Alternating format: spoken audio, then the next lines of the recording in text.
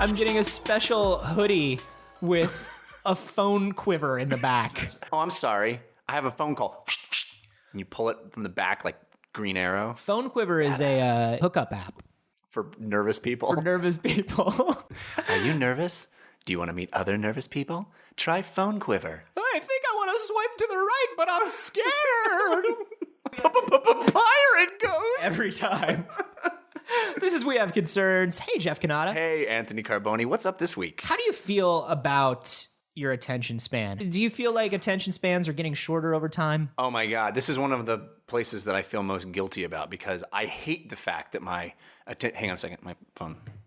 See what I did there? You get one of those. I feel like that's a dad joke. Per episode. You get one per episode. And I used it early this time. Yeah, you're over. You're done.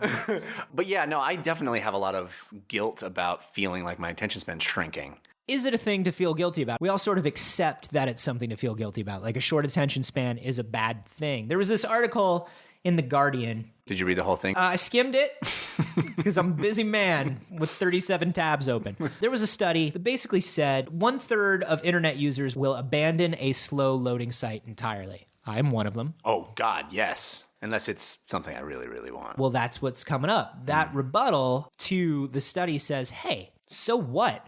Why wouldn't we, if something bores us, move on? There are 30 other sources to get what you want on the internet. What you're basically doing with a slow-loading website or a boring website or anything boring that you're watching where you turn to something else is you're doing a cost-benefit analysis. So you're saying this is Darwinian survival of the fastest? I think it might be. Yeah. I was reading a book by Nicholas Carr called The Shallows, which is about how the internet is changing our brains and how it seems like we're getting these horribly short attention spans, how kids are unable to do deep, thoughtful reading anymore.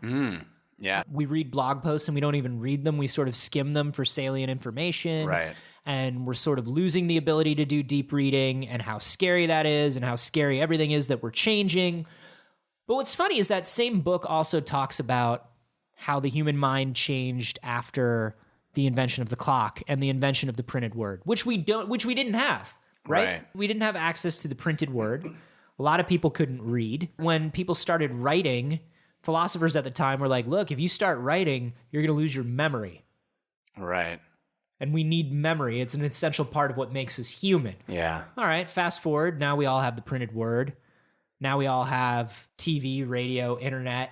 And it's all like, what? Look out. Look out. The human mind is changing. Right. And you're saying it's just another blip on the trajectory of us. We'll adapt. We'll continue to be fine. You and I actually will not adapt. This is what's funny. Oh, no. This is what's really funny. We are on the cusp of these things. And as somebody who's on the cusp of these things, your brain is only so plastic, I think, right? Yeah. You can only change so much. You have so many preconceived notions. There's so much wiring that's already in there. You look at like a 7-year-old that can fix your computer for you. Yeah. Right? I used to be that 7-year-old. Sure. Yeah. And it used to scare adults. Like, boy, they know even more than we do. That's scary. And now computers are supernatural. You look at mobile phones, you look at iPads, and you look at somebody 10 years younger than us, somebody in their early 20s.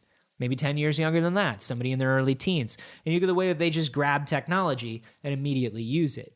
Right. Because they're more plastic. They're more malleable than we are. Right. You and I will never benefit from this change. Damn it. In society. We're just being slowly ruined by entropy. Yeah, it's just going to feel uncomfortable for us. And I think this is just a generation of people that are like, oh, snap, things are changing. It's bad. No, it's not bad. You just can't keep up, unfortunately. Well, here's my question. Yeah. Do you take this as to mean that we're not actually, because your comparison to like, oh, we're going to lose our memory because of, the printed word. Well, and it's true. Well, we didn't lose our, well, what do you mean? To a certain because extent. nobody had to pass down Homer's Iliad from generation to generation by memorizing the entire length of it? Yeah, I mean, we lost our memory in sense of our ability and our proficiency at long-form memorization. So in that sense, they were right. And it felt to them like we're going to lose our memory because all they had was long-form memory. Like that was the most practiced memory skill. Well, are you saying we will actually lose our deep thinking capacity or our long attention span, or will we actually not lose it? It just seems like we're losing it to the people who aren't adapting. I think what we're going to see is we're going to see an increase in working memory. So we're going to see in brains over the next couple generations, the area of the brain that is involved in, you've got short-term memory, you've got working memory, you've got long memory. Mm-hmm. Short-term memory is like, okay, I got to remember this number for the next 30 seconds, right? Right. Working memory is I can keep maybe like 6 things in mind and swap between them. It's when you're writing a blog post and a text and watching a video at the same time. That's your working memory. I think what we're going to see is we're going to see an expansion in the brain of working memory to the point where we can multitask much better. And I think we may see a reduction in maybe the long-term attention span stuff, but it will be in service to working better within the world and the way the world is. Well, I think that you have to define functioning within the world, because I feel like I'm already making a more efficient use of my time because I'm watching the movie and answering tweets and, monitoring this or that, cooking at the same time. All those things I can do, but I'm watching a movie right now as we're doing this. Yeah, I wish you'd. And reading I really a book. wish you would turn that off. Nope. I'll follow all 3. But have you seen the Croods? This is phenomenal. I haven't. I wish you would not play it in your Google Glass as you're watching me, because I can't even tell when you're watching me or the movie. Hey, man, I wish I was a fucking millionaire. I wish a lot of things. I'm present. It's fine. I'm good. Okay. All right. Well, I'm just going to continue with what I was saying. Sure. I don't feel like pterodactyl stole a fruit. You're watching the Croods again. No, man. No, go on. I don't know what the Croods is about, so that can really refer to anything that I was saying as well. So I'm going to let you slide on this one. Yeah. So I feel like there's a depth to experience that maybe I'm not having and not appreciating. And don't let that panther catch you. That panther of logical fallacy.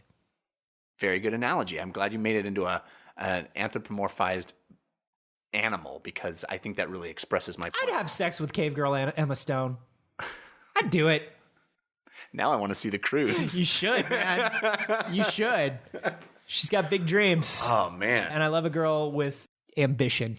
I'm glad you finished writing that. And a unibrow. That Croods fanfic that you've been working on as well. I'm excited to read that. Alt.croods.sexytimes. No, go on.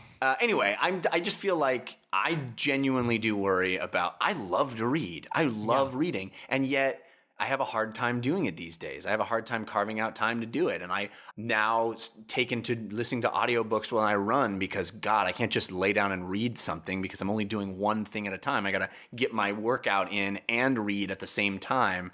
And I don't know if that's better. It's more efficient. Is it worse? I mean, that's the thing. People are worried about, is this better? But I think what you really have to look at is it worse? Is it different? And I love books. I love reading. I think of it as a sad thing if the long form book starts becoming more and more of a novelty. A novel. A novelty. You made me do a dad joke. 2. You made it come out of my mouth. So. Oh, good. My ventriloquism is working. You're not over. You're just a dick. I'll take it. Hey! I would hate to see that happen to books, but that's because I grew up being really into books, and maybe the next generation won't. The same way, hey man, we're not as into classical music as You're they saying used to be. Books are a vestige of a bygone era that no longer has relevance. Not yet, but maybe one day they will be. Sad to believe that. We can't predict what way things are going to go. Right. I would like to think that no, books will always be around, but I think that's also silly of me. I think that's also silly of me to say, like, you'll go 500 years from now and people will still be reading books for leisure. Maybe they won't. Maybe they won't be into it. Reading books in your leisure time is one thing, but the way you have to use your mind all day, every day to get ahead in the world is actually the more important thing. If that better working memory, the ability to juggle more things, helps you in a larger portion of your life than the hour that you love to read a book, you got to go with the one that's more useful. And your brain will choose the one that's more useful.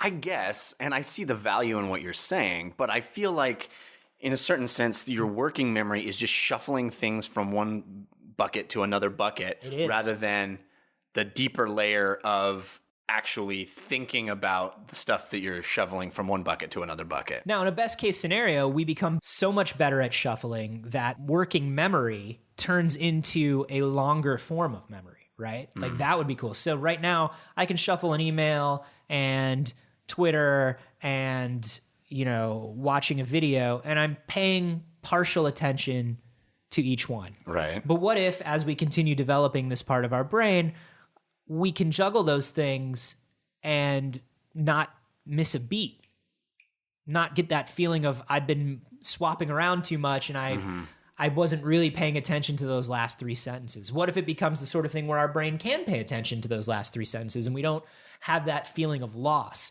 I think we attach that working memory part of our brain to that feeling of loss and not paying full attention. I don't know. I still feel like you're benchmarking efficiency. It's like, well, how good am I at doing something? And maybe I'm romantic or nostalgic or naive, or all three, but I feel like there's something that takes place in between beats of other things that is precious and should be protected. Like the condor of the mind. Yes, which is also a fantastic band. Yeah. I hate the fact that I'm watching a movie and it will take its time doing something and I'll reach over to my iPad and go, let me just check. There's nothing really happening right here. Let me just check what's going on. But no, because the artistry in play, the creator of that thing went, it's important for me to have a downbeat right here. Maybe they were wrong. Yeah, maybe. And in some cases, I think they are. They lost me. Yeah. I think that's probably true, but because I don't think they're always wrong. Maybe they're not always wrong, but I think I can watch a slowly paced movie. I can watch a movie that's building dramatic tension.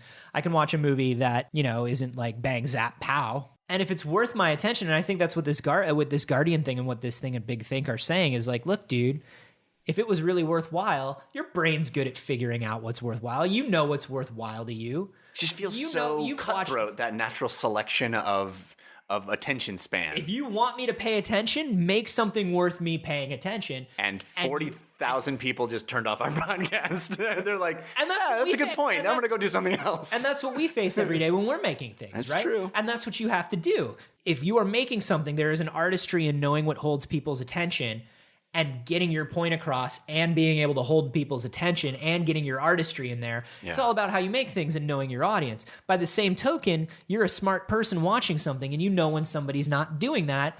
And you review movies regularly. So for you, it's like, no, this is bullshit. Right. Like, but let me tell you, the counter argument to this is that there are tricks.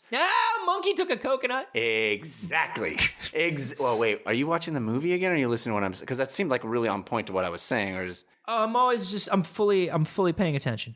Right. So the monkey takes a coconut is a great example of tricks that can be used to manipulate the short. You're stroking your glasses as if you are scrolling through information. Sorry, I was just checking to see if Condor of the Mind actually was a band, because if it's not, I'm going to buy condorofthemind.com. Let's get on that, by the way. Yeah, we should get on Condor of the Mind. Anyway. I think that the short attention span can be manipulated by shiny objects in ways that the deeper experience isn't susceptible to. And so it's like there's a creature that scraped to the top of the food chain just by being wily and quick. And maybe that's... Yeah. That's a dope creature.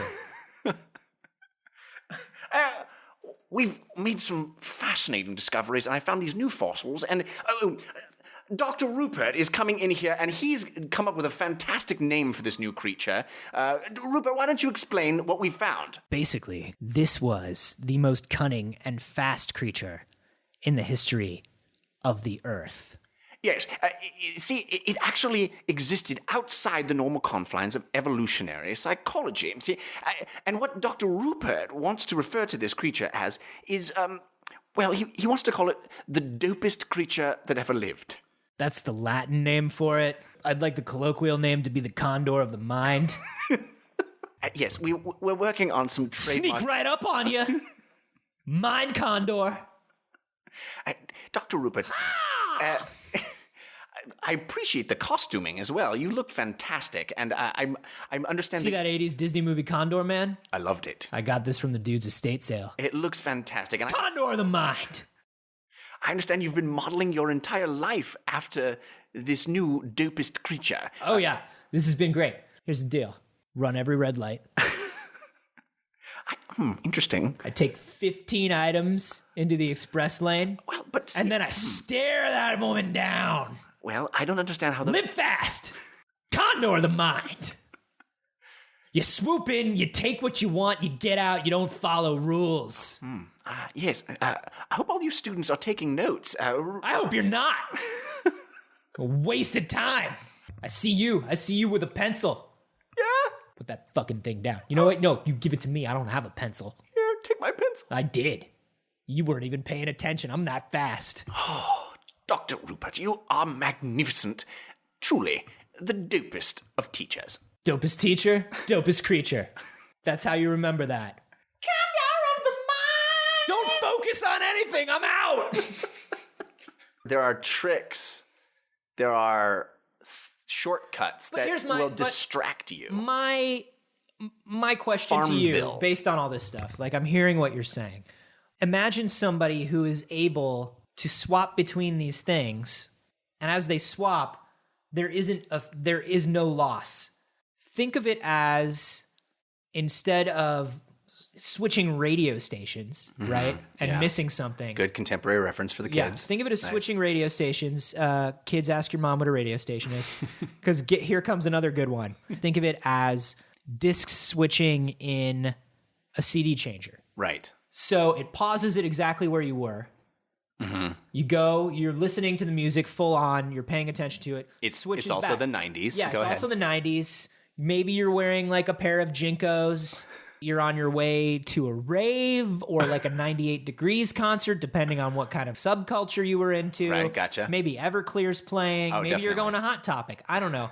But my point is, like, whereas a radio station is filled with static when it's switching, and you always miss something. When you go back to that previous station, the song has kept playing. Right. Whereas like with a disc changer, okay, you go back and it picks up exactly where you left off, and there was no loss in it. Right. Imagine your short-term memory kind of evolving in those terms to where, like, if you're watching a movie and you kind of look down and you take that email and you go back in, you can still be at that level of emotional investment. Like, maybe that's what's happening. Maybe what's happening is we're getting better at whole system switching.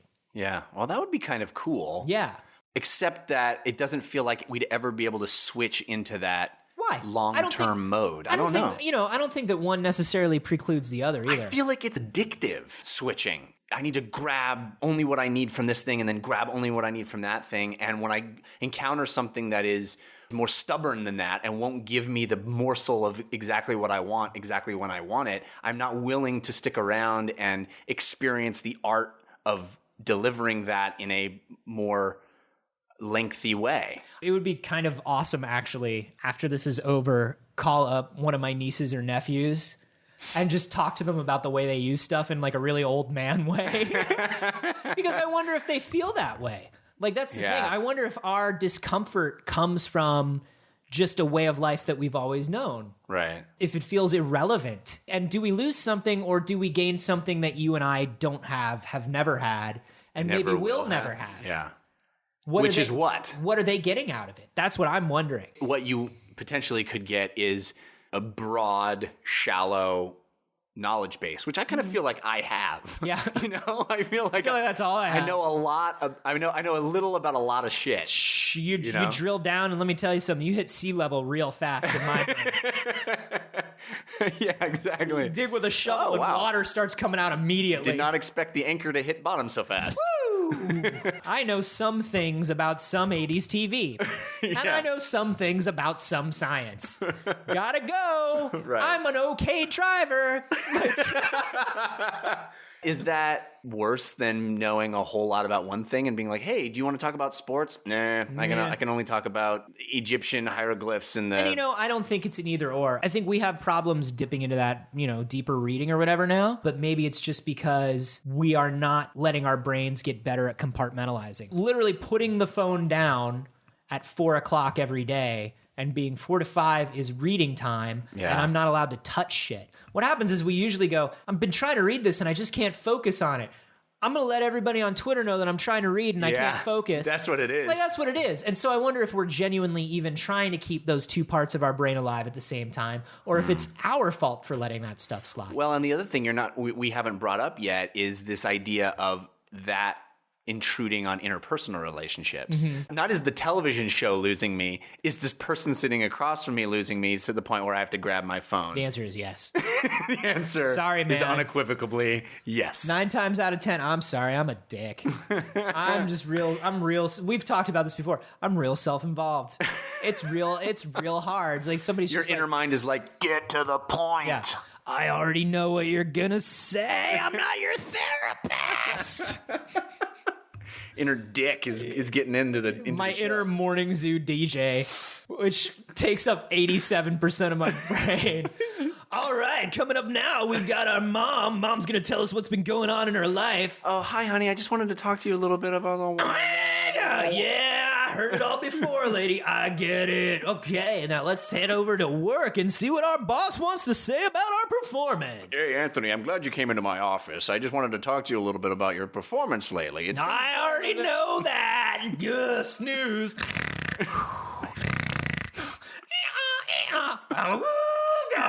Ding, ding, ding, ding, ding, ding, ding. What? All right, that's about all we got time for. That's my head when other people are talking. Come back tomorrow for the same shit. How do you guys feel about this? Do you feel like a short attention span is actually a boon?